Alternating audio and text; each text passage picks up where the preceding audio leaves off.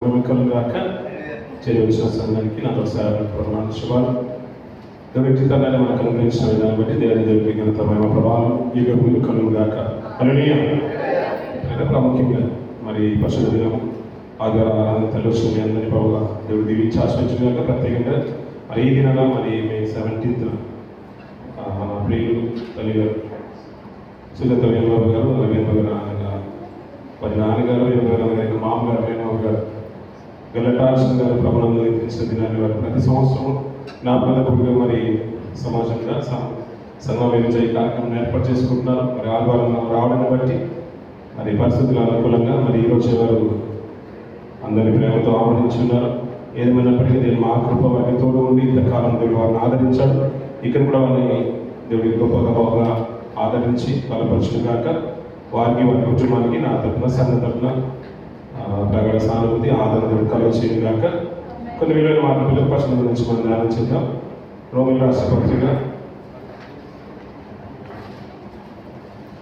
11వ అధ్యాయం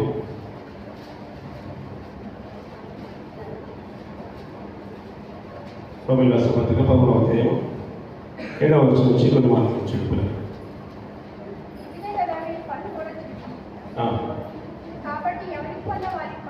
కాబట్టి ఎవరికి పన్ను వానికి పన్ను, ఎవరికి సుంకమో వానికి సుంకమును చెల్లించడి. ఎవని ఎడల భయం ఉండవల్లో వాని ఎడల భయమును, ఎవని ఎడల సన్మానం ఉండవల్లో వాని ఎడల సన్మానము కలిగి ఉండి అందరికీ వారి వారి రుణములను తీర్చుడి అన్నారు. పౌలు గారు ఒక మంచి మర్మాన్ని గొప్ప సంగతిని పౌలు గారు సంగతి తెలియజేస్తున్నాడు. పౌలు గారు అన్న మాటలో రోమిల రాష్ట్ర పత్రికలో మాట్లాడుతున్న మాట ఏంటంటే పిల్లలు, ఎవరికి పన్ను ఉంటే వారికి పన్ను చెల్లించమంటున్నాడు, ఎవరికి సుంకం ఉంటే వారికి సుంకాన్ని చెల్లించమంటున్నాడు, భయం ఉన్న వారి వారి భయము వారి వ్యక్తపరచమంటున్నాడు, సన్మానం చేసే వారి పట్ల సన్మానం చేయమంటున్నాడు. ఇంకా చెప్తూ ఎవరి ఏదైనా ఒకవేళ రుణాలు కనుక ఉంటే వారి రుణాలని తీర్చమంటున్న పిల్లలు. అప్పుడప్పుడు పిల్లలు ఎవరైనా మనం సాయం చేయగానే మొట్టమొదటిగా మనం వచ్చే మాట ఏంటి పిల్లలు? మొట్టమొదటిగా మనం అనే మాట థ్యాంక్ యూ అంటామండి. ఈ రోజుల్లో థ్యాంక్ యూ మాట్లాడడం మానేశారండి. మీ రుణం ఎప్పటికీ ఉంచలేవు, ఉంచుకోలేదండి. మీ రుణం మేము తీర్చేస్తామంట, లేదు జీవితాంతం మీ రుణం జ్ఞాపకం ఉంచుకుంటామంట. అవును కదండి, ఎవరు మర్చిపోరు. ఇంకా బయట వాళ్ళు పక్కన పెడితే క్రైస్తవులు అయితే అస్సలు మర్చిపోరు. కనబడే ప్రతిసారి నిండా ఉందనండి, మీ రుణం మేము మర్చిపోవండి, మీ రుణం తీర్చేస్తామని అంటారు. ఎప్పుడు తీరుస్తారో తెలియదు కానీ రుణం అయితే తీర్చేస్తామనే మాట మనం ఎక్కువగా అంటూ ఉంటాం పిల్లలు. ఇంకా రుణాల గురించి మాట్లాడితే పిల్లలు చాలా విషయాలు మనం ఎక్కువగా వింటూ ఉంటాం. సమాజంలో చిన్న సహాయానికైనా కానీ మీ రుణం నేను మర్చిపోలేదండి, మీ రుణం నేను జీవితాంతం గుర్తుపెట్టుకుంటాను. మా పిల్లలకు జ్ఞాపకం చేసుకుంటాం, మా ప్రార్థనలో కూడా మనం జ్ఞాపకం చేసుకునే మాటలు ఎక్కువగా మనం వింటూ ఉంటాం. మాటలు పిల్లలు ఇంకా మాట్లాడుతుంటే పిల్లల కొన్ని విలువైన మాటలు పరిశుద్ధుల గురించి మనం ఆలోచన చేస్తూ ముందుకు వెళ్ళినట్లయితే అంతేందుకు పిల్లల మన ప్రభువైన యేసు గురించి మనకు బాగా తెలుసు కదా. ఆయన గురించి బాగా తెలుసు కదండి. తెలియదంటే ఏది లేదు. వారి యొక్క తల్లి గారు ఈ శరీరధారి లోపలికి వచ్చినప్పుడు వారి యొక్క తల్లి గారి పేరు ఏంటండి? మరియమ్మ గారు సాధ్వి.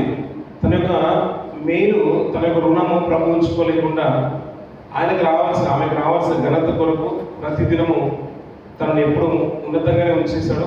చివరిగా శిలువ ఎక్కుతున్నప్పుడు కూడా ఆమె యొక్క తల్లి గారి బాధ్యత తన శిష్యుడైన యోహాను గారికి అప్పచెప్పాడు పిల్లలు. కొద్దిసేపు విన్నాం పిల్లలు, అందరూ జాగ్రత్త మనసు పెట్టి విన్నాం. ఆయన తల్లి గారి బాధ్యతను కూడా ఆమె అక్కడే ఉండడము, ఆమె అంగలాక్షము అది తట్టుకోలేక తల్లి గారిని తన శిష్యుడైన యోహాను గారికి అప్పచెప్పినట్టుగా మనం చూస్తూ ఉంటాం. చాలా సందర్భాల్లో ఆమె పడిన వేదన అంత ఇంత కాదు. ఇంకా మనం లోకంలో మాట్లాడుకుంటే మన కుటుంబాల గురించి మాట్లాడుకున్నా, మన బంధువర్గాల గురించి మాట్లాడుకున్నా, మన సమాజంలో జరుగుతున్న సంగతి గురించి మాట్లాడినా తల్లి రుణం చాలా గొప్పది అంటారు. అవునండి, చాలా గొప్పదండి. ఎందుకు గొప్పదో చాలా ఉన్నాయి. అందులో ఒక మంచి మాట జ్ఞాపకం చేస్తాను. గత దినాలలో ఒక మాట జ్ఞాపకం చేశాను. బిడ్డ పుట్టుకు వస్తున్నప్పుడంట ఆ ఉమ్ము నీరులోనే ఉంటాడనే విషయాన్ని జ్ఞాపకం చేశాను. ఉమ్ము నీరులోనే ఎందుకు ఉంటాడని ఆలోచన చేస్తుంటే ఇంకొక ఆశ్చర్యమైన విషయం అనిపించింది. ఉమ్ము నీరులోనే ఎందుకు ఉంటాడండి? ఆక్సిజన్ అందడానికి అంటారు. కాబట్టి నీటిలో ఆక్సిజన్ అందుతుందండి. చాలా కొన్ని వేరే జీవులే ఆక్సిజన్ నీటిలో తీసుకుంటాయి. ఇంకా మీరు అప్పుడప్పుడు అనుకుంటే పిల్లగా మన వెహికల్స్కి షాక్ అబ్జర్వర్స్ ఉంటాయి. ఎత్తైన ప్రదేశం హంపుల దగ్గరికి వెళ్ళినప్పుడు ఉన్న పరంగా వెహికల్ కింద తగలకుండా ఆ షాక్స్ అనేది కొద్దిగా లిఫ్ట్ చేస్తూ ఉంటాయి, బ్యాలెన్స్గా ఉంటూ ఉంటాయి. తల్లి కూడా దినచర్యలు ఇంచుమించు చెప్పాలంటే 300 రోజులు, 270 రోజులు, 235 రోజులు, 240 రోజులు, 220 రోజులు, 200 రోజులు చాలా రోజులుగా తల్లి గర్భంలో ఉంటారు. కాబట్టి బిడ్డకు ఇలాంటి కుదుపుల్లో నుంచి ఇలాంటి ఆమె పని చేసుకున్నప్పుడు, తల్లి పని చేసుకున్నప్పుడు కానీ, ఆమె వెళ్తున్నప్పుడు కానీ, పడుకున్నప్పుడు కానీ, ఈ బిడ్డకు లోపల ఉన్న ఎదుగుతున్న బిడ్డకు ఏమాత్రం ఇబ్బంది కలగకుండా ఆ ఉమ్మనీళ్ళలో పెట్టాలని ప్రణాళిక దేవుని అంట. ఆశ్చర్యం అనిపించలేదు పిల్లరా? అందుకని పిల్లరా పెద్ద అయిన తర్వాత, ఎదిగిన తర్వాత, అరే నేను మోసాన్ని అంటది తల్లి. అది చాలా చిన్న విషయం కాదు. సర్వసాధారణంగా ఇలా చేతులెత్తుకొని ఆరాధించి చేయమని చెప్పండి. 5 నిమిషాల పాట, 10 నిమిషాలు ఆరాధన ఓవరాల్గా, 10 నిమిషాలు మన చేతులు అంటే ఏమీ లేకుండా ఖాళీ చేతులు మనం ఎత్తలేము పిల్లలు. రోజంతా ఇలా పట్టుకుంటాం మన చేతులు, పట్టుకునే పిల్లలు. 9 మాసాలు ఒక బరువును అలాగే క్యారీ చేసిందంటే తల్లి అది చిన్న విషయం కానే కాదు. అందుకని నేను మోసం అంటే ఏ రోజుగా మనం బ్యాగ్ కానీ, మన స్కూల్ బ్యాగ్ కానీ, టిఫిన్ బాక్స్ కానీ కంటిన్యూగా వాటర్ బాటిల్ కూడా మన చేతిలో క్యారీ చేయలేము. ఇంకా అంతేందుకు మన బైబిల్ మనం క్యారీ చేయలేము. 2 గంటల పాటు మన బైబిల్ మన చేతిలో ఉంటుందండి, ఉండదండి. కొద్దిసేపు మనం పక్కన పెడతాం, ఈ చేతి మారుస్తూ ఉంటాం, టేబుల్ మీద పెడుతూ ఉంటాం. అలాంటి 9 నెలలు నిజంగా గొప్ప విషయం. అది చిన్న విషయం కానే కాదు. అట్లా ఇలా 9 నెలల జీవనంలో ఆమె చేసిన పనిని బట్టి కానీ బిడ్డకి ఎలాంటి హాని కలగకుండా అంత ఫ్లెక్సిబిలిటీ దాంట్లో ఉండాలని ఉమ్మనీళ్ళు పెట్టేశారంట పిల్లలు. చాలా ఆశ్చర్యం అనిపిస్తుంది. అందుకనే పెద్దలు ఎదిగిన తర్వాత కూడా అరే తల్లి రుణం మర్చిపోతున్నా కన్నా పేగుబంధం అనే మాటలు మాట్లాడుతుంటారు. అలా తల్లి రుణం తీర్చుకోవడానికి ఇష్టపడుతుంటారు. కానీ దీని అంతటి వెనుక ఒక తండ్రి ఉండడనే విషయం కూడా మర్చిపోతున్నారు. అంటే ఈ లోక సంబంధమైన తండ్రి గురించి మాట్లాడలేదు. పరలోకమందున తండ్రి దీని అంతటి వెనుక ఉన్నాడు. ఆ ప్రణాళిక ఇచ్చింది దేవుడు. ఇంకొక మాట నాకు జ్ఞాపకం చేస్తాను. అంత ఎదిగిన పిల్లలు కాబట్టి ఒక మాట జ్ఞాపకం చేస్తాను. అప్పుడే పుట్టిన బిడ్డకు ఒక కోకోనట్ మన కొబ్బరికాయలు ఉంటాయి కదా, కొబ్బరి బొండం, దాన్ని కొట్టేసిన తర్వాత దాన్ని స్ట్రా పెట్టి తాగుమంటే తాగుతారండి. కానీ ఆ చిన్న పిల్లలు తల్లి దగ్గర పాలన తాగాలో కూడా దేవుడు అది నేర్పించేస్తాడు. ఆశ్చర్యం అనిపించేది. పిల్లలు ఇంచుమించు 5 సంవత్సరాలు ఎదిగే వరకు పిల్లలు పాలు తాగుతుంటారు. కానీ కొబ్బరి బండని తాగమంటే తాగలేదు వాళ్ళు. ఆయన ఆలోచనలు, ఆయన మేధాశక్తి చాలా అద్భుతం అనిపిస్తూ ఉంటుంది. చిన్నగా తల్లి దగ్గర ఇంత నేర్చుకుంటుంటే తల్లి రుణం తీర్చుకోవాలనుకుంటూ ఉంటే కానీ తండ్రి రుణం ఎలా తీర్చుకోగలదు మన పరమ తండ్రి రుణాన్ని? అందుకని ఎవరి రుణం అంట అందరికీ వారి రుణములను తీర్చుడి అన్నట్టు పిల్లలు. ఈ మాటను ఇలా ఉంచుకుంటూ పిల్లరా వారి రుణాలు ఏం చేయాలంట? తీర్చాలంట. ఇప్పుడు తల్లి గర్భంలో నుంచి భూమికి వచ్చేసాము. తిరిగి వెళ్ళిపోయేటప్పుడు ఎలా వెళ్ళిపోతాం పిల్లలు? వట్టి చేతులతోనే వెళ్ళిపోతాం. మన కమేని గారు వెళ్ళిపోయారు, బాగా తెలిసిన ఆయన, మనందరికీ బాగా తెలిసిన ఆయన వెళ్ళిపోయారు. అంతా సంపాదించుకున్నా ఏమి పట్టుకొని వెళ్ళలేదంట పిల్లలు. ఆయన గురించి మాట్లాడుతూ ఇంకా ప్రకటనలో మనం వింటూ ఉంటాం. అలా మాట్లాడుతూ ఇప్పటి నుండి ప్రభునందు మృతులైన మృతులు ధన్యులు, వారి క్రియలు వారి వెంట వచ్చును అంటాడు. క్రియలు వారి వెంట వచ్చును అన్న మాట మీరు జ్ఞాపకం చేసుకుని పిల్లలు. మీరు ఎన్నైనా పాటలు పాడారనుకోండి, ఎక్కువగా పాటలు పాడేస్తారు. మీకు 100 పాటలు వచ్చి మీరే రాశారు, స్వరకల్పన చేశారు, మీరు పాటలు పాడారు. మీరు వెళ్తూ నిజంగా దేవుని కొరకు బ్రతికినట్లయితే మన పాట మన వెంట వస్తాయి పిల్లలు. అక్కడ దేవుని శుద్ధించేది కదా ఇండియా ప్రాంతంలో, మన భారతదేశంలో, యూఏ ప్రాంతంలో, సంఘంలో అక్కడ ఇదే పాటలన్నీ కూడా మనం తీసుకుని వెళ్ళిన తర్వాత కుమార నా కొరకు ఇంత మంచి పాటలు పాడేసారు కదా. ఇక్కడ కూడా 2 పాటలు పాడు, మోషే గారు ఉన్నారు, దావీదు గారు ఉన్నారు, వారిని కూడా సంతోషపెట్టాలని దేవుడు అడిగాడు అనుకోండి, మనం మర్చిపోతామండి. క్రియలు వారి వెంట వెళ్ళిన మాట మనం మనసులో ఉంచుకుంటే వారి రుణములు తీర్చుమంటాడు. వచ్చేటప్పుడు తల్లి గర్భం నుంచి వచ్చాం కాబట్టి తల్లి రుణమే మనము జీవితాంతం తీర్చడానికి కష్టపడుతూ ఉంటాం. బ్రతుకు కాలం అంతా కూడా తల్లి రుణం తీర్చడానికి కష్టపడుతూ ఉంటాం. వీటంతటి వెనుకల పరమ తండ్రి ఉన్నాడు. దానికి కారణబోధుడు ఆయన విషయాన్ని కూడా మనం మర్చిపోతున్నాం. 90వ కీర్తన మొదటి 3 వచనాలు చూద్దాం పిల్లలు. 90వ కీర్తన మొదటి 3 వచనాలు. మాకు నివాస స్థలము నీవే, పర్వతములు పుట్టకములకు, భూమిని లోకములను పుట్టింపకములకు, యుగయుగములు నీవే దేవుడవు. నీవు మనుషులను మంటికి మార్చుచున్నావు, నరులారా తిరిగి రండని నీవు సెలవిచ్చుచున్నావు అంటున్నారు. మనం తల్లి గర్భంలో నుంచి ఇప్పుడు 30 సంవత్సరాలు వచ్చింది, 60 సంవత్సరాలు వచ్చింది కాబట్టి తల్లి రుణాన్ని మర్చిపోలేము. ఆ రుణాన్ని తీర్చడానికి 60 సంవత్సరాలు 70 సంవత్సరాలు వచ్చే వరకు కూడా తల్లి గారిని మనం జ్ఞాపకం తీసుకుంటాం, తండ్రి గారిని కూడా మనం జ్ఞాపకం తీసుకుంటాం. వీటంతటి వెనుక పరమ తండ్రి అని ఉన్నాడు అనే విషయాన్ని ప్రస్తావన తీసుకొస్తూ ఎప్పటి నుంచి అయ్యా అంటే పర్వతములు పుట్టక మునుపు నుంచి భూమిని లోకమును పుట్టింపుక నుంచి యుగ యుగములు నీవే దేవుడవు. అది అందరికీ ఉన్న మోషే గారికి కూడా దేవుడవు నీవే, నాకు కూడా దేవుడవు నీవే, ప్రపంచానికి కూడా దేవుడవు నీవే అనే విషయాన్ని తెలియజేస్తూ నీవు మనుషులను మంటికి మార్చుచున్నావు అని మాట్లాడుతున్నావు. ఈ మాట మీకు అర్థమవుతుందో లేదో లేదు, ఎప్పుడు చదివిన విషయమే కాబట్టి మరోసారి జ్ఞాపకం చేస్తున్నాను. నీవు మంటికి అంట మనుషులు మంటికి మార్చుచున్నావు అంటాడు. ఇక్కడ నుంచి అక్కడికి మారుస్తున్నాడంట. పవర్ షిఫ్టింగ్ అనే విషయం మనం అప్పుడప్పుడు వింటూ ఉంటాం. కరెంట్ పోతుందేమో అని జనరేటర్ పక్కన పెట్టుకుంటారు. మ్యారేజెస్ అయినా, ఫంక్షన్స్ అయినా, మీటింగ్స్ అయినా కానీ విన్నారు కదండి. ఇప్పుడు ఇళ్ళల్లో కూడా కరెంట్ ఫ్లక్చుయేషన్ వస్తుంది కాబట్టి చిన్న చిన్న బ్యాటరీస్ వచ్చాయి. ఒక ఏసీ, ఒక కూలర్, లేకపోతే టీవీ, ఒక ఫ్యాన్ అనేటట్టుగా పెట్టుకుంటున్నాం. కరెంట్ పోగానే ఆటోమేటిక్ ఏం చేస్తున్నారు, ఇన్వర్టర్ అనేది దాన్ని ఆన్ చేసుకుంటున్నాం. ఒకప్పట్లో స్టెబిలైజర్ మనం విన్నారంటే ఆ తరాలు ముందే వచ్చేసారు. మీరు చూసారు కదా, ఆ ఫ్లక్చుయేషన్ వల్ల ఫ్రిడ్జ్ కొట్టేసినాక టీవీ కొట్టేసినాక బాగా అవుతుందని ఆ మధ్యలో ఒకటి, ఈ రెండింటి మధ్యలో ఒకటి అనుసంధానం ఉండే ఇన్వర్టర్లు కానీ ఆ స్టెబిలైజర్ లాంటివి పెట్టుకునేవాళ్ళు పవర్ వచ్చి స్టేబుల్గా ఉండడానికి. అలా పవర్ షిఫ్టింగ్ ఎలాగైతే మనకు నాకు ముందు ఇక్కడ నుంచి అంటే ఇక్కడికి మారుస్తున్నాడు దేవుడు అంట. ఈ భూమి మీద ఉన్న మనల్ని అంట మీద నుండి మట్టికి మారుస్తున్నాడంట. అంతే. మనం ఏమనుకున్నామంటే చనిపోతున్నారని మాట మాట్లాడుతున్నాం కాదంట, మంటికి మారుస్తున్నాడంట అంతే. ఒకప్పుడు ఇప్పుడు కరెంట్తో ఆ కేబుల్ కనెక్షన్ మనం ఎక్కడి నుంచి దీవా నుంచి సీవా నుంచి బీవా నుంచి వచ్చిన కనెక్షన్ కరెంట్లో నుంచి ఇప్పుడు వస్తుంది. సడన్గా ఇది పోయింది అనుకోండి, మనకు జనరేటర్ అవసరం, అక్కడ నుంచి పవర్ తీసుకున్నాం అంతే. పవర్ ఎలా వస్తుంది మనకు, కానీ కొంతకాలం ఏంటంటే దాని నుంచి వచ్చింది, గవర్నమెంట్ నుంచి వచ్చింది. ఇప్పుడు టెంపరీ ఏంటంటే మనం జనరేటర్ పెట్టుకుని బయట పని చేయించుకున్నట్టుగా పవర్ మారుతుంది. అలాగే భూమి మీద కొంతకాలం మనం ఇక్కడ కాలం చేసిన తర్వాత దేవుడు మట్టికి మారుస్తున్నాడంట. మార్చుచున్నాడు, మట్టికి మారుస్తున్నాడు అంటున్నట్టు కదా. మార్చే విధానం అంతే, షిఫ్టింగ్ డిపార్ట్మెంట్ అంతా కూడా మనకు తెలుస్తుంది కదా. ఇక్కడ నుంచి అక్కడ మారుస్తున్నాడు. ఇల్లు మార్చినప్పుడు బాగా తెలిసిన తల్లులకు ఎంత బాధలు ఉంటాయి, ఎన్ని కష్టాలు ఉంటాయి. ఇంకా జాబ్ మారింది అనుకోండి, ఇక్కడ నుంచి వేరే ప్రాంతం వెళ్ళడానికి ఇంకా కష్టం అవుతుంది. ఫ్రెండ్స్ని మార్చుకోవాలి, స్కూల్ మారాలి, ఇంకా అందరు మారాలి, చుట్టుపక్కల ఉన్న అందరిని మార్చుకోవాలి. ఇది ఇంకా కష్టంగా ఉంటుంది. ఇంకా గవర్నమెంట్ జాబ్ అయితే అప్పుడప్పుడు ట్రాన్స్ఫర్ అవుతూ ఉంటాయి.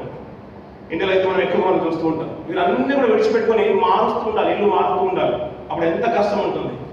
అది కష్టం అనుకోకుండా జాబ్ అలాగే ఉంటుంది. సాలరీగా మారిన దాన్ని బట్టి ఇంకెక్కువ వస్తుంది ఇంక్రిమెంట్ వల్ల. ఇక్కడ నుంచి అంటే దేవుడు మారుస్తున్నాడంట.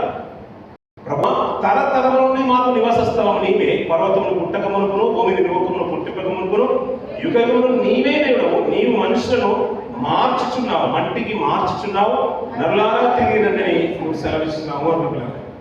కన్న తండ్రి దగ్గరికి వెళ్ళడానికి ఎందరో సంసిద్ధంగా ఉంటారని, తండ్రి దగ్గరికి వెళ్ళడానికి ఎందరో ఇష్టపడుతూ ఉంటారు. అప్పుడే హాస్టల్ నుండి కొత్తగా వెళ్ళిన పిల్లలు తల్లిని చూడగానే ఎంత బాధపడుతూ ఉంటారు. పిల్లలు ఎప్పుడు వస్తామా అన్నట్టు ఉంటుంది. సమ్మర్ హాలిడేస్ వచ్చినా, సంక్రాంతి హాలిడేస్ వచ్చినా, దసరా హాలిడేస్ వచ్చినా, క్రిస్మస్ హాలిడేస్ వచ్చినా కానీ పరిగెత్తుకొని రావడానికి ఇష్టపడుతూ ఉంటారు. అలాంటి ఎంతైతే సంతోషం ఉంటుందో మనకు కూడా తండ్రి దగ్గరికి వెళ్ళడానికి అంతే సంతోషం ఉండాలంట. చాలా మందిలో ఆ సంతోషం కనిపించదు పిల్లలు. ఎందుకంటే మనకు మరణం అంటే భయం. దాన్ని వేరే కోణంలో మనం చూస్తున్నాం. ప్రాణం మీద భీతి ఎక్కువ, ప్రీతి ఎక్కువ. కానీ దీన్ని అర్థమైన భక్తుల జీవితాలు పిల్లరా, వారందరి జీవితాలకు తొంగి చూస్తూ ఉంటే, కొన్ని ఎక్కువగా లోతుగా ఆలోచిస్తూ ఉంటే వీళ్ళు ఇంత ధైర్యంగా ఉండడానికి కారణం ఏంటంటే దాని గురించి పూర్తి అవగాహన వరకు ఉందండి. అందుకని ప్రసంగిలో చూసినా, సామెతల్లో చూసినా, యోగ గ్రంథంలో చూసినా కానీ మరణం గురించి నీకు అవగాహన లేదు, నేను చెప్తాను విను అన్నట్టుగా భక్తులు మాట్లాడుతూ ఉంటారు. దాని గురించి ఏ అవగాహన లేకుండా మనుషులు మాట్లాడుతూ ఉంటారు. లోకానికి తెలిసిన మాట తల్లి గర్భం నుంచి వచ్చాము, నవమాసం మోసం భూమికి వచ్చేసరిపోతే కాలం బ్రతికేసాము, మనకి ఇష్టానుసారంగా బ్రతికేసాము, తిరిగి వెళ్ళిపోతున్నప్పుడు అంత ఆర్పాటంతో వెళ్ళిపోతారు. తారాజువ్వలు వెలిగించినట్టుగా పైన అన్ని అంత హడావిడి అంతా కూడా ఉంటుంది. ఒకప్పుడు తారాజువ్వలాగా ఎగిసినట్టుగా ఎగిసేశారు. ఇప్పుడు అందరూ కూడా ఎలాగైతే తిరిగి ఆ తారాజువ్వ కింద పడిపోయిందో అలాగే రాలిపోయారనే విషయాన్ని ప్రపంచానికి తెలియజేస్తూ తీసుకొని వెళ్ళిపోతుంది. ఇది లోకస్తుల విషయం. కానీ దైవికంగా మనం ఆలోచిస్తుంటే దీని తర్వాత ఒక ఉన్నతమైన జీవితం ఉందనే విషయం క్రైస్తవులకు మాత్రమే తెలుసండి. వారందరూ ఆలోచించే విధానం వేరు. ఇక్కడ ఏదో అనుభవించేది తక్కువైపోయినట్టుగా, ఇక్కడ తినడానికి తక్కువైపోయినట్టుగా, ఈ చావు తర్వాత తినడానికి చాలా ఉన్నాయి, సుఖించడానికి చాలా ఉన్నాయి అనే విషయాన్ని ఈ లోకస్తులు మాట్లాడుతున్నారు. కానీ దేవుడు ఒకటి ఏకైక గ్రంథము, మన దేవుడు ఇచ్చిన గ్రంథము. ఆయన చెప్పిన విలువైన మాటలు ఏంటంటే, మిమ్మల్ని అందరినీ నేను కన్నాను, తిరిగి నా దగ్గరికి రమ్మని నేను అంటున్నాను, నేను ఇక్కడ నుంచి మారుస్తున్నాను అంతే. ఇక్కడ నుంచి మారుతున్నాను, జాబ్ మారినట్టుగా మీరు మారుతున్నారు అంతే. ప్రాంతం మారుతున్నారు. ఇండియా ప్రాంతం నుంచి ఇక్కడికి వచ్చేసాం. విజయవాడ నుంచి, రాజమండ్రి నుంచి, అమరావతి ప్రాంతం నుంచి, సికింద్రాబాద్ నుంచి, హైదరాబాద్ నుంచి కర్నూలు నుంచి, ఒంగోలు నుంచి, ఎలాగైతే మనం అక్కడి నుంచి ఇక్కడికి వచ్చామో ఇక్కడ నుంచి కూడా భూమి మీద నుంచి దేవుడు మనల్ని అక్కడికి తీసుకొని వెళ్తారంటాడు. దీన్ని స్థల మార్పిడి అంటున్నాడు. అంతే, ఇలా తీసుకొని వెళ్ళిపోతున్నాడు. దాన్ని ప్రపంచం మరణం అంది, చావు అంది, ఏదో రకంగా పిలిచేశారు. కానీ నేను పిలుస్తున్నాను, ఆ పిలుపు మేరకు మీరు రావాలి అంటాడు. కానీ వెళ్ళే విషయంలో పిల్లగా భక్తులను దావీదు గారు అంటారు, పిల్లగా తన కుమారుతో మాట్లాడిన మాట రాజుల గ్రంథంలో 2వ అధ్యాయంలో మాట్లాడిన పిల్లగా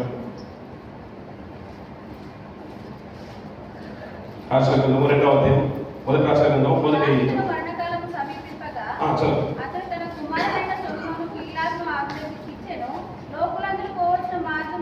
లోకులందరూ పోవలసిన మార్గమున నేను పోవచ్చున్నాను, కాబట్టి నువ్వు ధైర్యం తెచ్చుకొని నిబరం కలిగి నీ దేవుడైన యెహోవా అప్పగించిన దాన్ని కాపాడి నీ మార్గం అనుసరించి నడిచిన ఎడల నీవు ఏ పని పూనుకొనినను ఎక్కడ తిరిగినను అన్నిటిలో వివేకంగా నడుచుకుందుము. సరిపోతుంది పిల్లలు, ఈ మాట చూడండి పిల్లలు.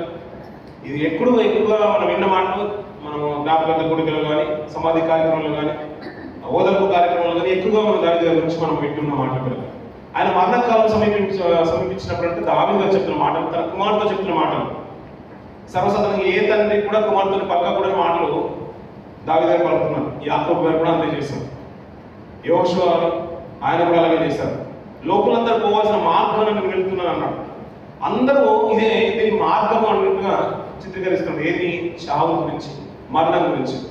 దేవుడు అన్న మాట ఏంటంటే, నేను పిలుస్తున్నాను, నేను మంటికి మారుస్తున్నాను అంతే. నా పిలుపు మేరకు ఈ లోకాన్ని విడిచిపెట్టి మీరు వచ్చేయండి.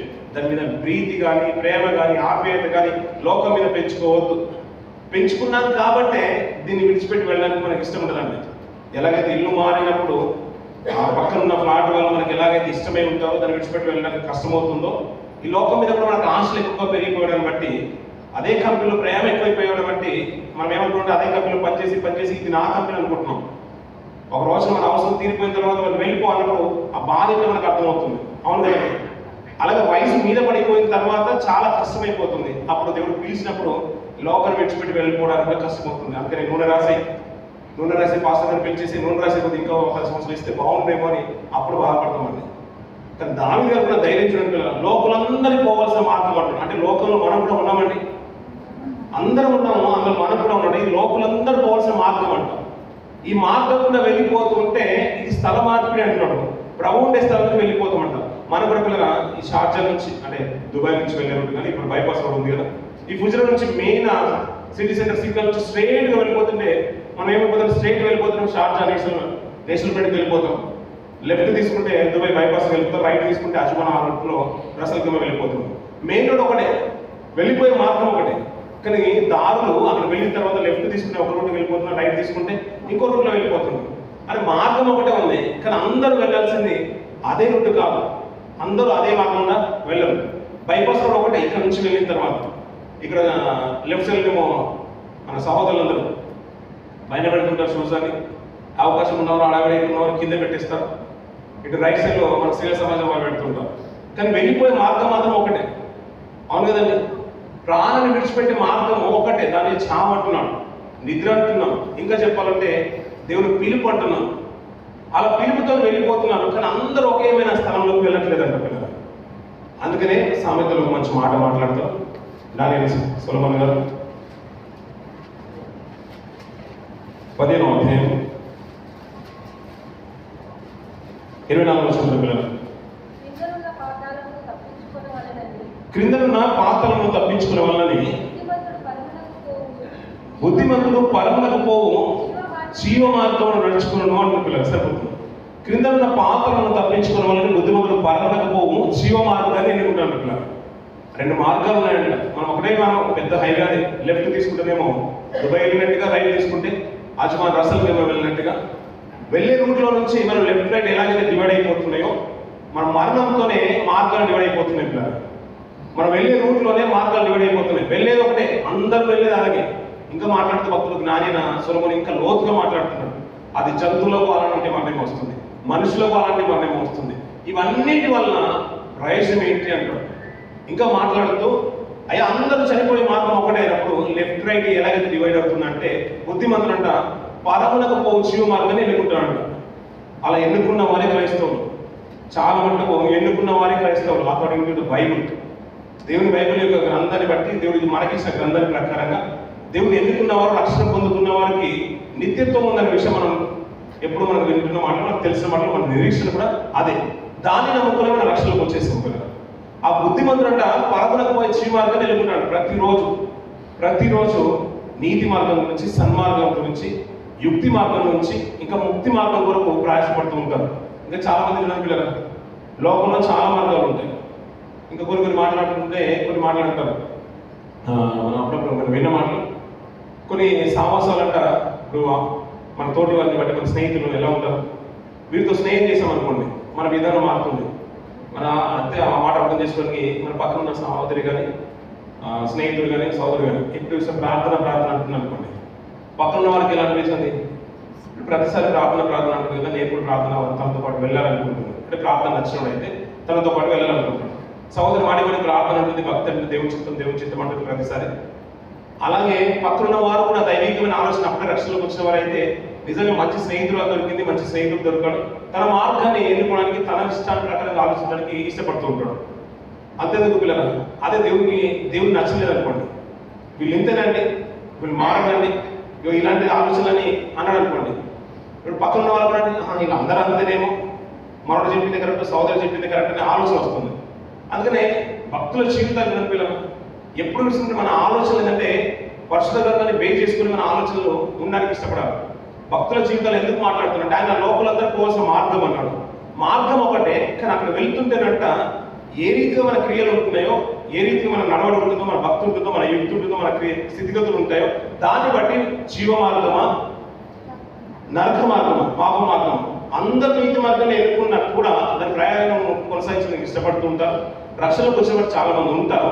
ప్రభు చెప్పిన మాట ఏంటంటే అలా చాలా మంది పోరాడ చూతులు కానీ అందరూ దానిలో ప్రవేశింపరు అంటారు. అందరూ ప్రవేశింపరు. ఎందరయ్యా అంటే బుద్ధిమంతులు మాత్రమే పరమన జీవ మార్గాన్ని ఎన్నుకుంటారంట. ఇంకా మాట్లాడుతూ భక్తులకు మంచి మాట మాట్లాడుతుంటాడు పౌలు గారు.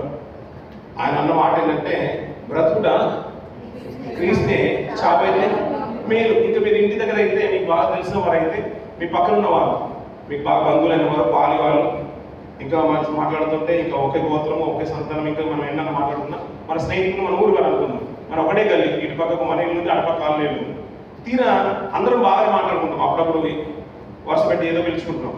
తీరా ఈ ఆపోజిట్ ఇంటి వాళ్ళ ఇంట్లో ఎవరైనా వాళ్ళు చనిపోయారనుకోండి, ఆయన తీసుకొని వెళ్ళిపోతున్నప్పుడు, ఇది మనకు గుర్తించిన 3 నెలల క్రితం జరిగిన సంఘటన చెప్తున్నాను. మన మచిలీపట్నం పరిసర ప్రాంతంలో ఇందులో చనిపోయారు ఒక ఆయన. అతను తీసుకొని వెళ్ళిపోతూ ఉంటే ఇక్కడ ఉన్న వాళ్ళు ఈయనంటే పడట్లేదు. ఇప్పుడు అంతవరకు బాగా మాట్లాడుతున్నారు. వీళ్ళని తీసుకుని వెళ్ళిపోతుంటే పైన పూలు చల్లారంట.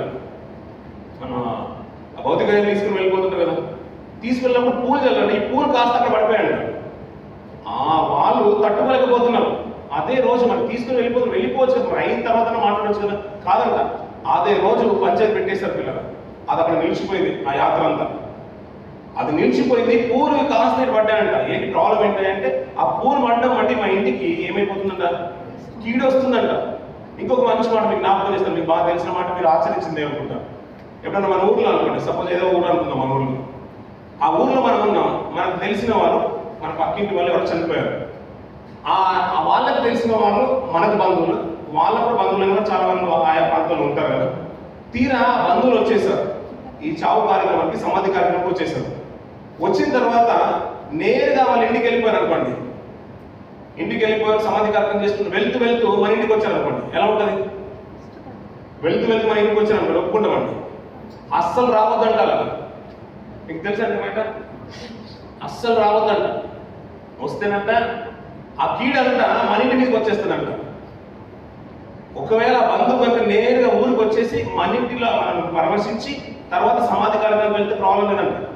కానీ నేరుగా తన సమాధి వాళ్ళ ఇంటికి వెళ్ళేసి, చావు ఎక్కడైతే జరిగిందో వాళ్ళ ఇంటికి వెళ్ళేసి వాళ్ళు పరామర్శించి తర్వాత వచ్చిన ప్రాబ్లమే. ఆ సమాధి కార్యక్రమం చేసి వచ్చినా కానీ ఆ కీడు మన ఇంటికి వస్తుంది, మన మీదకి వస్తుందని అది రాని వారు పిల్లలు. అదేంటో క్రైస్తవులకు మరి అదంతా ఆచరణ, మరి క్రైస్తవులే, మరి వారికి కూడా అలాంటి ఆచరణ లేదు. కానీ పరిశుద్ధ గ్రంథం ఏమంటుందంటే, ఆయన అన్న మాట ఏంటంటే బ్రతుకుట క్రీస్తే, చావైతే మేలు అంటున్నాడు, లాభం అంటున్నాడు. లాభాలు నష్టాలు ఎక్కడ మాట్లాడుకుంటారండి? లాభం గురించి, నష్టం గురించి ఎక్కడ మాట్లాడుకుంటారు? వ్యాపారంలో. అదేంటండి, తన వ్యక్తిగత జీవితం గురించి మాట్లాడుతున్నాడు, భక్తిగత జీవితం గురించి మాట్లాడుతున్నాడు, లాభం అంటున్నాడు, నాకు మేలు అంటున్నాడు. మనమేమో ఒకరు వాళ్ళ ఇంటికి వెళ్ళి మనల్ని మాట్లాడిస్తే వస్తేనంట సమాధి కార్యక్రమంతో వెళ్ళి వచ్చిన వాళ్ళ ఇంటి దగ్గర మనకు కీడు వస్తుంది అనుకుంటున్నాం, మనకు నష్టం జరుగుతుంది అనుకుంటున్నాం. మన జీవితాలు ఎక్కడ ఉన్నాయి, మన స్థితిగతులు ఎక్కడ ఉన్నాయి? ఒక పూలు పడితేనే ఓర్చుకునే క్రైస్తవ కుటుంబాలు ఉన్నాయి. తీరా సమాధి మీద చదివిన అంటే ఆ పూలు పడ్డాయో ఆయన శవం మీద చదివిన పూలు పడతానంట ఆ రోజే పెద్ద పంచాయతీ పెట్టేశారు పిల్లలట. అదంతా కూడా న్యూస్ పేపర్లకు ఇచ్చేశారు, పలానా రోజు క్రైస్తవ పేటలో ఇలా జరిగింది అని. ఆశ్చర్యం అనిపించింది, క్రైస్తవులే కదా అంతవరకు మాట్లాడుతున్నవారు అంటే అంతవరకు మాట్లాడుతున్నవారు. మరి ఆ రోజు అంత పిలుపున్నది కదా, చనిపోయిన తర్వాత ఇంత కయ్యం ఎందుకయ్యా అంటే లేదంటే అది మా ఇంటికి కీడు వస్తుంది అంటున్నాడు. కానీ పరిశుద్ధుల గురించి ఆలోచిస్తూ ఉంటేనట ప్రలాపించు వారి ఇంటికి ఏమన్నాడు, విందు జరుపు ఇంటికి వెళ్ళటంటే ప్రలాపించు వారి ఇంటికి వెళ్ళడం మేలంటాడు. అది అందరూ వెళ్ళాలంటాడు. ఇది అందరికీ వచ్చును కాబట్టి దీన్ని బట్టి అంట మనిషి దాని మీద మనసు ఉంచున్నారు అన్నమాట మనం వింటూ ఉంటాం. ఇంకా సుగంధ తైలం కంటే మంచి పేరు మేలు అంటాడు. అంతకంటే ఒక మంచి పేరు కంటే అంటే ఏంటంట, జన్మదినం కంటే మరణదినము మేలు అంటాడు. ఇవన్నీ కూడా వాక్య ప్రకారంగా మనం ఆలోచిస్తూ ఉంటే మంచి పేరు కంటే కూడా మన బ్రతుకు తీరు మేలు అనుకుంటున్నాం. జన్మదినం కంటే కూడా, ఫంక్షన్ల కంటే కూడా, మన ఇంకా చెప్పాలంటే మన పండుగ పబ్బాల కంటే, పెళ్లిళ్ళ కంటే కూడా ఒక మరణ దినం మేలు అని వాక్యం చెప్తుంది. భక్తుల మాట, పౌరుల మాట ఏంటంటే నేను బ్రతుకుట క్రీస్తే చావైతే లాభము మేలు అంటున్నాడు పిల్లలు. ఆయన గురించి ఆలోచించండి పిల్లలు. పౌలు గారు అన్న మాట మరొకసారి మనం తెచ్చుకుంటే, లాభం అనే మాట తన జీవితంలో ఎందుకు ఆ మాట మాట్లాడుతుంటే, పోవాల్సిన మార్గంలో అందరూ వెళ్ళిపోతారు, ఒకనొక దిన నేను కూడా వెళ్ళిపోతాను, వెళ్ళిపోతే అది కూడా నాకు లాభమే అంటున్నాడు. మరి ఉంటే ఎవరి కోసం బ్రతుకుతావయ్యా అంటే నేను దేవుని కొరకే బ్రతుకుతాను, నేను దేవుని కొరకే బ్రతుకుతాను కాబట్టి నేను చనిపోయినా కానీ నాకు లాభం అంటున్నాడు. మనం ఒక వ్యాపారం చేసినా కానీ, ఏదైనా వ్యాపారం చేసినా కానీ దాంట్లో ఇన్వెస్ట్ చేసాం అనుకోండి, కొత్త సంవత్సరం 1 year 2 years 3 years తర్వాత, ఒక 5 years తర్వాత, 10 years తర్వాత మనం లాభాలు ఆశిస్తాం. పౌరుల జీవితాన్ని అంతా కూడా పనంగా పెట్టేసి ఒక పెట్టుబడిగా పెట్టేశాం. దీని ప్రతిఫలం ఎప్పుడయ్యా అంటే నా మరణంతోనే నాకు లాభం కలగబోతుంది అంటున్నాడు. దాని వరకు నేను సిద్ధం అంటున్నాడు పౌలు గారు. మీరు ఆ మాట అర్థమవుతుందో లేదో? వ్యాపారంలో పెట్టే ప్రతి పెట్టుబడికి మనం 5 సంవత్సరాల తర్వాత, 1 year తర్వాత, 2 years తర్వాత మనం ఎలాగైతే లాభాల గురించి మనం ఆలోచిస్తూ ఉంటామో, పౌలు గారు అన్న మాట ఏంటంటే ఇన్నేళ్ల సంవత్సరాలు నా రక్షణ తీసుకున్న తర్వాత, నా పేరు మారిన తర్వాత, నా భక్తి జీవితాన్ని అంతా కూడా నేను పనంగా పెట్టేశాను దేవుడు. నాకు లాభం ఎప్పుడైతే నా మరణంతోనే నాకు లాభం అంటున్నాడు.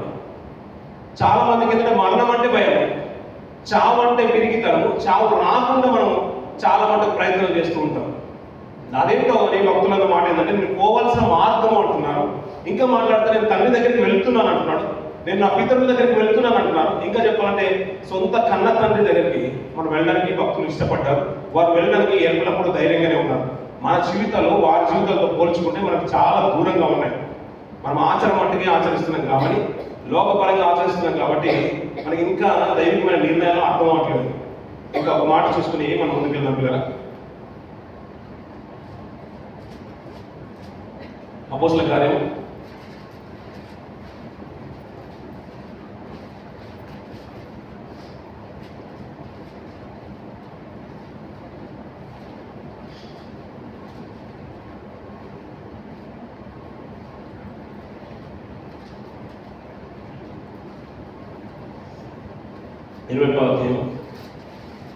21వ అధ్యాయం 10వ వచనం నుంచి మనం మాట్లాడుకుంటున్నాం.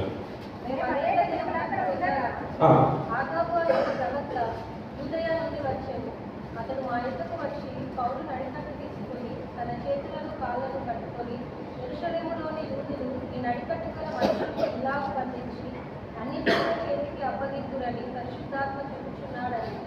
ఈ మాట వినినప్పుడు మేమును అక్కడి వారు యెరూషలేమునకు వెళ్ళవద్దని అతని బతిమాలుకుంటుంది. కానీ పౌలు, ఎందుకు మీరు ఏడ్చి నా గుండె బద్దలు చేసేదనైనా నేనైతే ప్రభువైన యేసు నామం నిమిత్తము యెరూషలేములో బంధింపబడుటకు మాత్రమే కాక చనిపోవటకు సిద్ధముగా ఉన్నానని చెప్పారు. అక్కడ పౌలు గారు వచ్చిన మాట, మంచి ప్రవక్త వచ్చేసాడు. ప్రవక్త చెప్తున్న మాట ఏంటంటే, అయ్యా ఇప్పుడు ఈ పౌలు నడికట్టు తీసుకుని తన చేతులు కాళ్ళను కట్టుకొని యెరూషలేములో యూదులు ఈ నడికట్టు గల మనుషుని ఇలాగ బంధించి అన్నచనుల చేతికి అప్పగింతులని పరిశుద్ధాత్మ చెప్తున్నాడు. పరిశుద్ధాత్మ చెప్తే సత్యమేనండి, నిజమే కదా. పౌలు గారు ఇంకా అంతవరకు ఇంకా బలమైన పరీక్షలు కొనసాగుతున్నారు. పౌలు గారు కూడా నమ్మాలి కదా. మరి మరణం ముందున్నదే పౌలు గారు ఇంకా జాగ్రత్త పడాలి కదండి.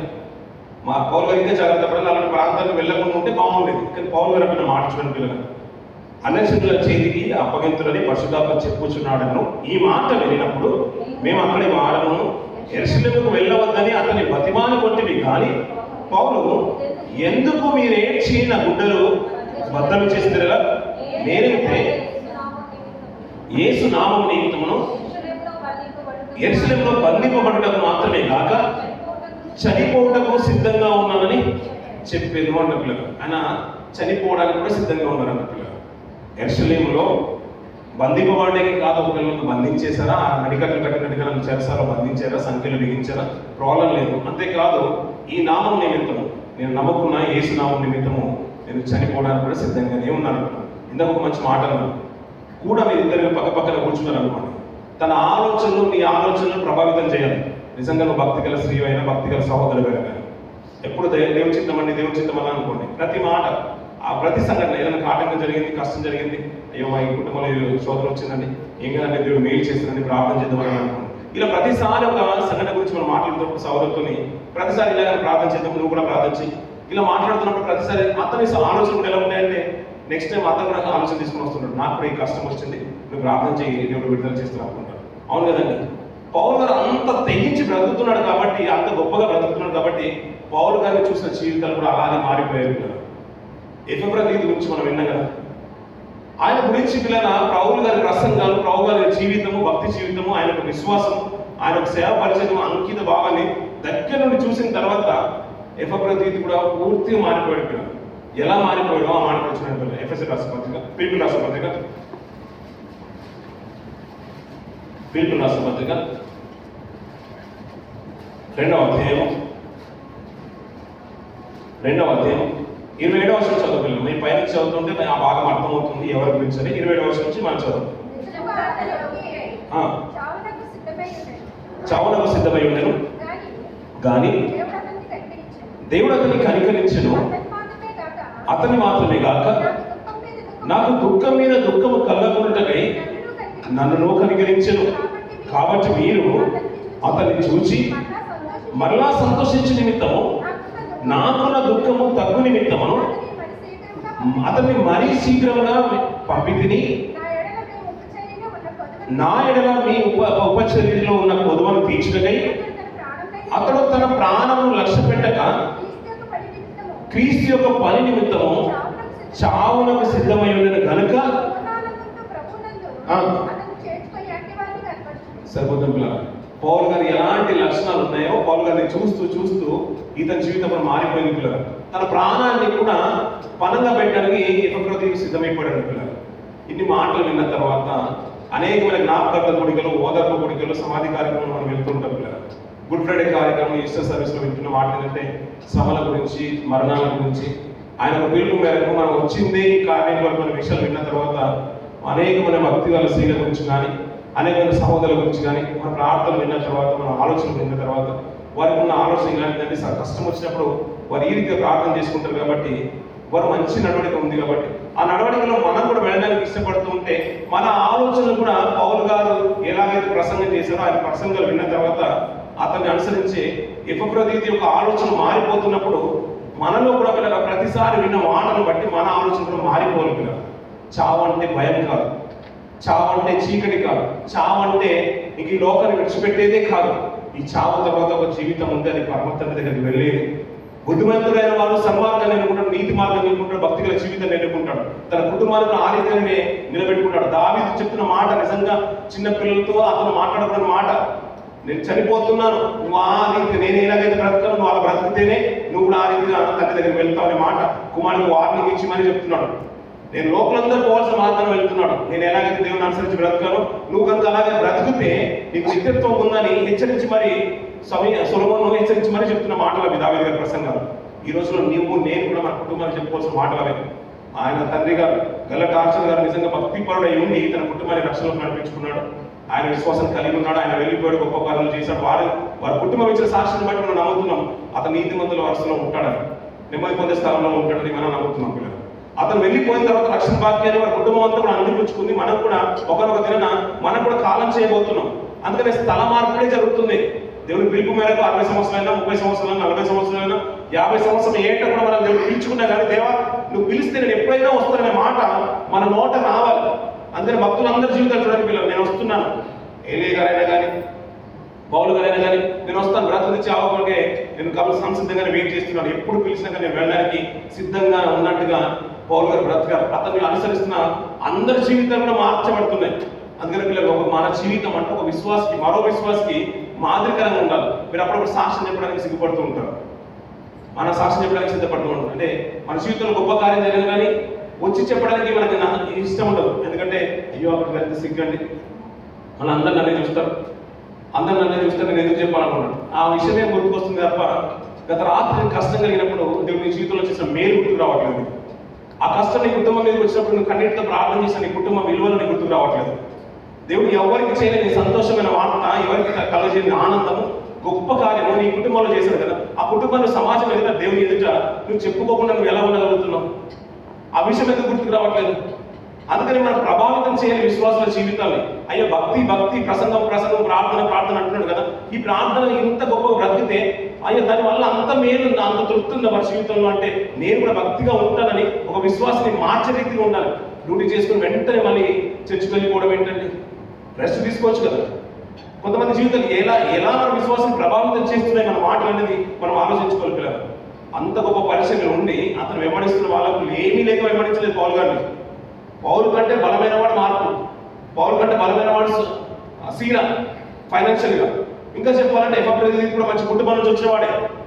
అంత గొప్పగా ఉన్నా కానీ పౌలు వెంబడించిన కారణం ఏంటంటే అతను ఏదో అందంగా గొప్పవాడు కాదు, ఒక షార్ట్ పర్సన్. పౌలు గారి గురించి చెప్పాలంటే చిన్నోడు, హైట్లో చాలా తక్కువ, కానీ జ్ఞానం చూసిన పిల్లల ఆ యుక్తి గల మాటల పిల్లలు యుక్తి అనేకులను ఆకర్షించేస్తున్నారు. ఇంత మేధస్తు ఇతని దగ్గర ఉంది కదా, నిజంగా నేర్చుకోవడానికి చాలా గొప్ప విషయం ఉన్నాయని అతను వెంబడించి తిమోతి మారిపోయాడు, తీతు మారిపోయాడు. ఇంకా చెప్పాలంటే ఒనేసిము కూడా మారిపోయాడు పిల్లలు. ఎఫ్ఎఫ్ఎల్ తీతు కూడా మారిపోతున్నారు, ప్రాణం పెట్టడానికి సిద్ధమవుతున్నారు పిల్లలు. ఇలా ప్రాణం పెట్టడానికి సిద్ధమైపోతుంటే నాకు ఏం ప్రయోజనం అయ్యా అంటే, చనిపోతానికి నాకు లాభం ఉందంటున్నారు, చనిపోతానికి నాకు మేలు ఉందంటున్నారు పిల్లలు. మీకు రైల్వే స్టేషన్లో గతించిన దినాలు ఒక మీకు జ్ఞాపకం చేశాను అనుకుంటారు. ఈ మధ్య వార్తలు ఎక్కువ చెప్పడం అయిపోతుంది. ఒక సహోదరి తన 2 పిల్లలు తీసుకుని వచ్చేసి రైల్వే ట్రాక్ మీద పడుకుంది. చూసారు కదండి. అంటే ఏం కొద్దువైపు ఉంటుంది అనుకో, వారికి ఏం ఆదరించలేదు పిల్లలు. గవర్నమెంట్ వారు ఏమి ఇవ్వలేదు అతనికి. అయ్యో మంచి సాఫ్ట్వేర్ ఇంజనీరు, తన పిల్లలు కూడా చేతికి వచ్చేసారు, తనకి ఏమైనా ఇస్తే బాగుంటుందని ప్రధానమంత్రి యోజన రాలేదు. రైల్వే స్టేషన్ వాళ్ళు, రైల్వే డిపార్ట్మెంట్ వాళ్ళు, రైల్వే సిబ్బంది, సెంట్రల్ గవర్నమెంట్ కూడా ఏమి ఇవ్వలేదు పిల్లలు. కనీసం స్టేట్ వాళ్ళు కూడా ఏమి ఇవ్వలేదు. కనీసం క్రైస్తవ కుటుంబాలను ఏమైనా ఇస్తారేమో, ఏదైనా ప్రకటన చేస్తారేమో అంటే వాళ్ళు కూడా ఏమి ఇవ్వలేదు పిల్లలు. నాకు అనిపించింది ఏంటంటే, అంటే ట్రాకుల మీద చనిపోతే ఏమి రాదు అని అనిపించింది. అంతేనండి, ఏమైనా ఇస్తారా రోడ్డు మీద చనిపోతే? ఇంకో మాట జ్ఞాపకం చేస్తాను. అదే రైల్వే డిపార్ట్మెంట్లో ఆ ట్రాక్ మీద పనిచేసే వాళ్ళు ఉంటారు, లైట్ మ్యాన్స్ ఉంటారు, ఇంకా సిగ్నల్స్ కానీ సిగ్నల్ ఇచ్చే వాళ్ళు ఉంటారు. ఆ డిపార్ట్మెంట్లో పనిచేసే వాళ్ళు కూడా ప్రమాదశాత్తు పనిచేస్తూ కూడా యాక్సిడెంట్ అయి చనిపోతుంటారు. అదే డిపార్ట్మెంట్ వాళ్ళకి డబ్బు ఇస్తుంది పిల్లలు, తెలుసు కదా, కంపెన్సేషన్ ఇస్తుంది. ఇంకా చెప్పాలనుకుంటే ఆ కుటుంబంలో ఇంకా తన తండ్రి తర్వాత కానీ, తన సహోదరు తర్వాత, భర్త తర్వాత కానీ ఆ జాబ్ని వాళ్ళకి ఇస్తారు పిల్లలు. డబ్బు కూడా ఇస్తుంది, జాబ్ కూడా ఇస్తుంది అదే డిపార్ట్మెంట్ వాళ్ళు. తీరా మనం వెళ్ళి ట్రాక్ మీద పడుతున్నాం అనుకోండి, మనకి ఏ డబ్బు ఇవ్వదు, మనకు రావు. ఆ ఉద్యోగాలు ఉన్న వారికి అలాంటి ఎలిజిబిలిటీ ఉంటుంది, అలాంటి సదుపాయం ఉంది, అలాంటి ఆస్కారం ఉంది. నేను అదే అంటాను పిల్లలు, దేవుళ్ళు ఉండి చూడండి పిల్లలు, దేవుళ్ళు ఉండి చూడండి. ఆ ధైర్యం అంతా ఇంత కాదు, లోపల ఎక్కడ దొరికిన ధైర్యం పిల్లలు, అది గొప్పది. నమ్మి చూడండి దేవుణ్ణి, నమ్మితే చాలంట. దేవుణ్ణి అంట నమ్మితే చాలంట.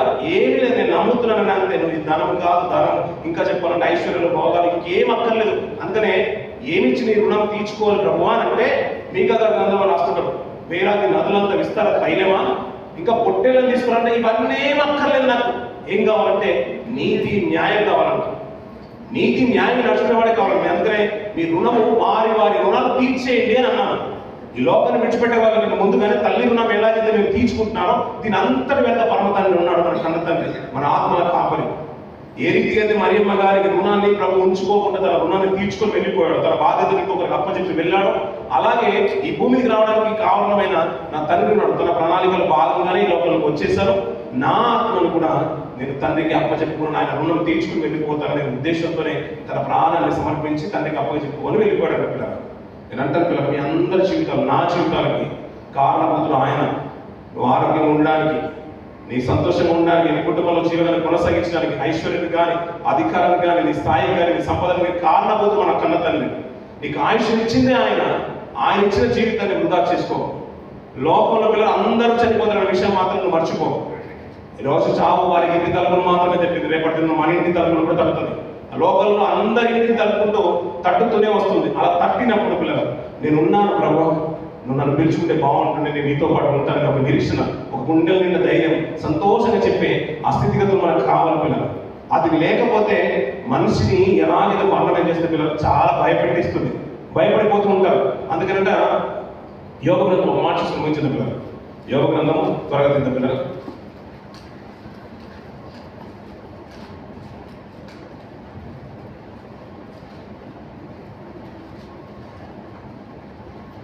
ఇరవై 4:10-19 పిల్లలు. అనావృష్టి చేతను ఉష్ణము చేతను మంచు నీళ్లు ఎగసిపోనట్లు పాతాలను పాపం చేసిన వారిని పట్టుకొని నువ్వు అంటున్నావు. పాతాళం అంటే ఏం చేస్తుందంట? మాట చదువుతున్నారు కదా అందరూ, రెండు టంటలు చేసుకుని ఏం పర్లేదు, కొత్త బైబిల్ మళ్ళీ కొనుక్కుంటాం కదా. పాతాళం అంట పాపం చేసిన వాడు ఏం చేస్తుందంట? పట్టుకుంటుందంట పిల్లలు. దాన్ని సంఖ్యలు విడిపించుకోవడం చాలా కష్టం. అందుకనే ఆ ఆధిక్యత దేవుడు సంఘానికి ఇచ్చేశాడు. ఎందుకు మాటికి సావాసం అంటారంటే ఇదే పిల్లలు. సావాసంలో దేవుళ్ళు ఉంటే మన జీవితము మార్చబడుతుంది పిల్లలు, మన భక్తి జీవితం మార్చబడుతుంది. ఇంకొకరిని చాలా మటుకు మోటివ్ చేస్తుంది, వారి రక్షణ మార్గంలో నడిపించడానికి ఆస్కారం ఉంటుంది. రక్షణ కుటుంబాలనే ఎన్నుకోండి. మీ పిల్లలకు పెళ్లి చేసినా రక్షణ కుటుంబాల నుంచి తెచ్చుకోండి. మీరు వేరే సంబంధాన్ని కలుపుకున్నా రక్షణ కుటుంబాలను ఎన్నుకోండి. మీరు ఎవరితో స్నేహం చేసినా రక్షణ కుటుంబాలను పెట్టుకోండి. ఒకవేళ లోకంలో ఉన్న స్నేహాలు అయితే అన్యుల మధ్య మన సావాసం ఉంటున్నాం కాబట్టి మన జీవితము వారి జీవితాలను ప్రభావితం చేయాలి. లేదంటే మనం సర్వసాధం చేయాలంటే మనమే వాళ్ళతో ప్రభావితం అయిపోతాం. సావాసం వచ్చిన రోజున మనం సినిమాకి వెళ్ళిపోతాం. సావాసం వచ్చిన రోజున మనము ఇంకా వేరే కల్చర్లో వెళ్ళిపోతాం. నా నోరు చెప్పడానికి నాకు ఇష్టం లేదు, కానీ అక్కడికి వెళ్ళిపోవడానికి మనం ఇష్టపడుతున్నాం. మనల్ని వారు ప్రభావితం చేయొద్దు, మనం వాళ్ళని ప్రభావితం చేసేటట్టుగా ఉంటేనే స్నేహం చేయండి. లేదు మన వీక్నెస్ అంత వీక్, మన పర్సనల్ అంత వీక్, మన మెంటాలిటీ అంత లేదు, నాకు అంత మెచ్యూరిటీ లేదన్నప్పుడు అలా మానుకోవడమే మంచిది. అందుకనే రక్షణలో నిల్చుండండి. ఈ మాటలంట పౌలు గారి మాటలు ఒక స్నేహితుని ఎలాగైతే ప్రభావితం చేశాయో, తనను ప్రాణం పెట్టే రీతిగా ఏ రీతిగా ప్రేరేపిస్తున్నాయో మన భక్తి గల జీవితం కూడా మన తోటి వారిని ప్రభావితం చేయాలి. అదే మన క్రియలు తన వెంట వెళ్తాయంటే పిల్లల, నీ స్నేహం, నీ పాటలు, నీ ప్రార్థనలు, భక్తి గల జీవితమే దేవుడు చూసేది. ఇంకా చెప్పాలంటే పిల్లల, మన ధనము కానీ మన డబ్బు కానీ మనతో పాటు రాదు పిల్లలు, ఏది రాదు పిల్లలు. తీరా వెళ్ళిపోయిన తర్వాత ఏమొస్తుందంటే మన క్రియలే వస్తాయంటే, మన నీతి క్రియలే వస్తాయంటే, దీన్ని బట్టే దేవుడు ప్రతిఫలం ఇస్తున్నాడు పిల్లలు. ఆ పోయే మార్గము సన్మార్గం అయితే, నీతి మార్గం అయితే మాకు నిత్యత్వం ఉంది, పరలోకం ఉంది. ఒకవేళ అది అనీతి క్రియలు అయితే, స్వార్థం అయితే, పాపం అయితే, ఆ పాపం అంట మనం చేస్తేనంట పాతాళం పట్టుకుంటుందంట తిరిగి. దాని పాతాళం సంఖ్యలు విడిపించడం ఎవరి వల్ల కూడా కాదు. ఒకవేళ భూమి మీద బ్రతుకున్నప్పుడే కనుక నువ్వు ఆలోచన చేస్తే సంఘానికి దేవుడు అట్టి ఆధిక్యత ఇచ్చేసాడు. పేతురు, నీకు ఆ కాలం చేతులు ఇస్తున్నాను, నువ్వు ఇక్కడ ఏదైతే బంధిస్తావో అది బంధింపబడుతుంది. ఒకవేళ నువ్వు ఇప్పుడు ఆ పాతాళ సంఖ్యలు ఈ లోకంలో నువ్వు విడిపిస్తావో అది పరలోకంలో కూడా విడిపింపబడుతుంది. ఆ సంఘం కంటే ఆధిక్యత ఇచ్చేస్తున్నాను. అందుకని దేవుడు బలమైన మాట్లాడుతున్నాను. మన హృదయంలో భద్రం చేసుకున్న పిల్లలు, దేవుడి సేవలో ఒకవేళ దేవుడి పరిచయంలో ఒకవేళ భక్తి గల జీవితంలో మన ప్రాణాలు కనుక కోల్పోతుందంట దేవుడు తర్వాత బాధ్యత తీసుకున్నాడు. ఒక రైల్వే డిపార్ట్మెంట్ వారికి ఉద్యోగంలో అంత బాధ్యత ఉంటే, అంత రెస్పాన్సిబిలిటీ ఉంటే వారికి మన పట్ల దేవుడికి ఉండదండి. మన పట్ల దేవుడికి ఉండదా? నువ్వు చేసే ప్రార్థనలు ఏది వృధా కాదు, నువ్వు చేసే ఉపవాసాలు, నువ్వు చేసే సమర్పణలు, నీ కానుకలు, నీ కమిట్మెంట్స్ ఏది కూడా వృధా కాదు. దీన్ని బట్టి దేవుడు ప్రతిఫలం ఇస్తాడు. నువ్వు చేసే ప్రతీది కూడా నువ్వు పెట్టుబడి పెడుతున్నావు. ఎండలో నుంచి వచ్చేసావు సావాసాలు, ఎండలో కానుకలు సమర్పించి మరి ఇక్కడికి వచ్చేసావు, ఎండలో ట్యాక్సీలో మరి వచ్చేసావు, సొంత డబ్బులు పెట్టుకుని మరి వచ్చేసావు, నువ్వు సుదూర ప్రాంతం నుంచి వచ్చేసావు, నువ్వు ప్రార్థన చేసావు, నువ్వు ఆరాధన చేసావు, నువ్వు వాక్యం చెప్పేసావు, పాట పాడేసావు. దీన్ని బట్టి అన్ని మర్చిపోవడానికి దేవుడు అన్యాయస్తుడు కాదు. లోకం మర్చినను, నీ సమాజం మర్చినను, నీ తోటి వారు మర్చినను దేవుడు నేను మర్చిపోడు. నీ క్రియలు నీ వెంట వెళ్తాయి. ఆ క్రియలు చాలా గొప్పవి. అదే దేవుడు రుణం తీర్చింది. దేవుడు రుణం తీర్చుకోవడానికి అవకాశం ఉందనుకోండి. ఏ విధంగా నువ్వు రుణం తీర్చుకోవాలి? తల్లికి ఇచ్చేసావు అనుకోండి. తల్లి ఒక వయసు వచ్చిన తర్వాత ఒక మంచి చైన్, ఒక 5 తులాలు, 5 కాసులు, 10 కాసులు, ఒక బంగారం నెక్లెస్ చేయించేసాం అనుకోండి. తల్లి రుణం తీరిపోయినట్టు, తల్లి సంతోషం అయిపోతుంది, జీవితాంతం సంతోషిస్తుంది. అంతవరకు నువ్వు ఎన్ని మాటలన్నా తల్లి పట్టించుకోవు. కానీ దేవుడు రుణం అలా కాదు. దేవుడు రుణం అలా కాదు. జీవితాంతం ఆయన రుణం తీర్చుకోవడానికి నువ్వు ప్రతిసారి న్యాయంగా నడుచుకోవడానికి దేవుడికి ఇష్టం. అది అర్థమైన వాళ్ళు తండ్రి దగ్గరికి వెళ్ళడానికి ఇష్టపడ్డారు. అలా వెళ్ళిపోయిన వాళ్ళు చాలా మంది నీతిమంతులు వెళ్ళిపోయారు. ఇంకా మనం ఉన్నామంటే ఆ వరుసలో మనం అక్కడ వస్తామని కూడా ఆశపడుతున్నాను. ఆ వరుసలో నువ్వు ఉండాలి, నేను సంఘం నుంచి బలమైన కుటుంబాలు రావాలి, విశ్వాస జీవితాలు రావాలి. ఇక నిజంగా చెప్తున్నాం కదా, చాలా మనం కుటుంబం దగ్గరికి వెళ్ళి ఆధారకరమైన మాట మనం చెప్తుంటాం. ఏం పర్లేదండి, బాధ లేదు, అంతే అందరికి వస్తాయి, కష్టం వచ్చేసింది కదా, అందరికీ రావండి, ఒక ఆపిల్ కాయ తీసుకెళ్ళి మనం మాట్లాడిచ్చేస్తాం. ఒక 2 ఆపిల్ తీసుకెళ్తాం, ఆరెంజ్ తీసుకెళ్తాం, ఇంకా చెప్పాలంటే పైనాపిల్ తీసుకొని వెళ్ళిపోయి మాట్లాడతాం. ఏం మనకు రాకపోతే ఎవరికి వస్తాయి? 4 కాళ్ళ గుర్రమే పరిగెడుతూ పడిపోతుంది. 2 కాళ్ళ మనుషులు మనకు కాకపోతే ఎవరికి వస్తాయి? ఇలాంటి ఎన్నో అవుతాయని మాట్లాడతాం. ఇవి మన ఆదరణ కలిగిస్తాయండి ఈ మాటలు. అప్పుడు ఆవిడ కూడా వచ్చిందంట, అతను కూడా వచ్చిందంట, ఇతను కూడా వచ్చిందన్న మాట మనం ఉంటుంటే సంతోషం అనిపిస్తుంది. కానీ తీరా అతను వెళ్ళిపోయిన తర్వాత డాక్టర్ వచ్చి మళ్ళీ ఒక ఇంజక్షన్ ఇచ్చిన తర్వాత అప్పుడు అర్థమవుతుంది పెయిన్ నాకే తెలుసు అని. అవునా కాదండి? కానీ దేవుడు ఒక మంచి మాట అంటే, పౌలు గారు ఒక మంచి మాట తెస్సలోనికీయులకు రాసిన పత్రికలో ఆయన వచ్చినప్పుడంట మానకంటే మృతులంట మొదట వేస్తారంట. ఆయన ప్రభు అంట వారిని తన వెంట పెట్టుకుని వస్తారంట. అతన్ని కలుసుకోవాలని లేదు, నీ తల్లిని చూడాలని నీకు లేదు, నీ తల్లిని చూడాలని లేదు, నీకు నీ తోటి వారిని చూడాలని నీకు లేదు, నీ భార్యను, నీ స్నేహితురాలు, నీ స్నేహితుడిని చూడాలని లేదు. నిజంగా వారి బలమైన విశ్వాసం ఎలాగైతే కలిగి నీ లోకాన్ని విడిచిపెట్టి తండ్రి దగ్గరికి వెళ్ళిపోయారో అలాంటి బలమైన విశ్వాసం కనుక నీ దగ్గర నువ్వు కలిగి ఉంటే వారిని కలుసుకునే గొప్ప అవకాశం దేవుడికి ఇస్తానంటాడు. ఆయన గాయం చేస్తాడంట. ఆ గాయాన్ని ఆయనే కడతాడంట. గత సంవత్సరం మనం ప్రార్థన చేసాం, చిన్న చూలాలి గర్భంలో చిన్న బయట ఇంకా కళ్ళు తెరవక ముందే చనిపోయిన వార్త మనం విన్నాం. మీ దగ్గరికి వచ్చే సంవత్సరం లోపే 12 బిడ్డలు దేవుడు కుటుంబం ఇచ్చేసారు పిల్లలు. ఎలాంటి గాయాలు కట్టారు ఆయన సంకల్పం చాలా అద్భుతం. పిల్లలు గుండెల నిండా ఆలోచిస్తుంటే మనసు నిండా సంతోషంగా దేవాలి ఇంత గొప్పదని ఆలోచన అనిపిస్తుంది. నీ కుటుంబంలో తీరని లోటును తీర్చేది ఆయన. నీ గాయం ఎవరు కట్టలేరు పిల్లలు, నీ వ్యాధిని ఎవరు తొలగించలేరు. నీ కష్టం వస్తే ఆర్థికంగా ఎవరైనా సపోర్ట్ చేసినట్టు కూడా, ఫైనాన్షియల్గా ఎవరైనా నిలబెట్టినట్టు కూడా నేను స్థితిగతులు మార్చేది ఆయన. ఆయన గొప్పడు పిల్లలు. మనస్ఫూర్తిగా ఆయన నమ్మండి.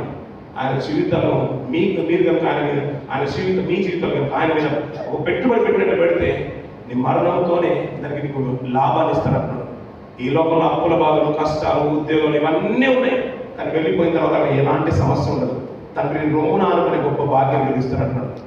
నువ్వు ఎలాంటి వాడైనా పర్లేదు, నువ్వు ఏ గోత్రము, ఏ కులము, ఏ ప్రాంతము, Israel, Pakistan, Andhra, Telangana, doesn't matter ఎట్లుంటారు, నీకు ఏం అవసరం లేదు. నువ్వు నీతిగా నీ భక్తి జీవితం కాపాడవు, నువ్వు నాతో పాటు ఉంటానన్నా.